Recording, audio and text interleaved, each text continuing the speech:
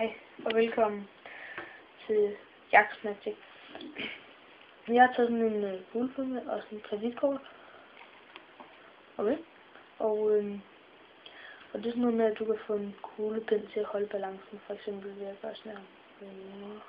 Så måske den for eksempel skal komme tættere op på en selv. For eksempel sådan der. Det er sådan noget telekinesisk. Og så kan du sådan kom. Og det er sådan noget, man bare kan blive ved med det her i. Altså, det er helt sejt. Så kan du også gøre sådan læg.